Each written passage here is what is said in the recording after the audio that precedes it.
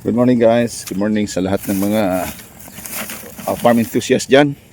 Okay, ang gagamitin kong foliar fertilizers ngayon ay itong Nova 30K. Meron na akong ibang mga foliar fertilizer na ginamit, pero nung pumunta ako sa AgriSupply, ito lang yung available na foliar fertilizer para sa pagpapabunga ng mga gulay at kasama na dyan yung mga fruit bearing trees. Kaya itong kalamansi. Yan, kaya susubukan ko to. Then hahaluan ko rin itong gold. Yan. Meron pang isa dito, yung Gold Rush. Maganda sana yon kasi mas mabisa, pero ang pinakang intention ko sa paggamit nito ay maprotektahan yung mga bulaklak na lumalabas. Yan. So nakalagay dito para sa nakalagay dito ay banana, rice, and then mango. So siguro sa mango kasama na dito yung mga citrus plants.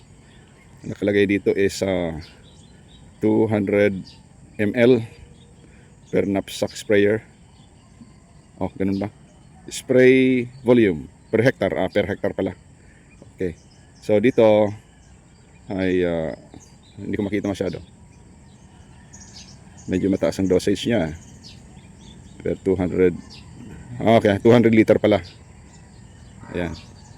Okay, so ang gagamitin kong ratio ay 2 spoon o 20 ml sa isang knapsack sprayer na 16 liters.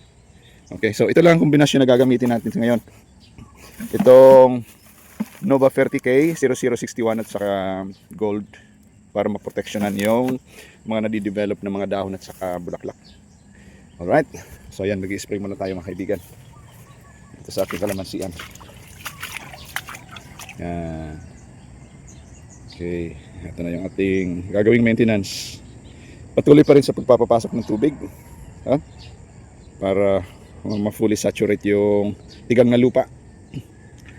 Yan. Pagkatapos niyan ay sasara ko na yung tubig galing sa irrigation para makapag-recover na yung halaman sa lag o pagkatigang. Naglaglagan na yung mga dahon, daming mga dahon. Okay, uulitin ko yung purpose kung bakit ko tinigang, para yung mga infestation ng whitefly sa mga dahon ay ma-eliminate. Kasi yung mga magulang ng mga dahon na masyadong napakaraming itlog ng whitefly, pati na dito sa mga sanga, yan, ay naglaglaga na. Ayan, dito na, laglaga na yung mga dahon. So aalagaan na natin yung mga bagong umuusbong na sanga tulad nito, at saka yung lumalabas na mga bulaklak tulad nito. Dami ng mga bulaklak na lumalabas. Ito develop na. Ayan. So dito tayo babawi mga kaibigan. Ito kailangan ding ma-recover.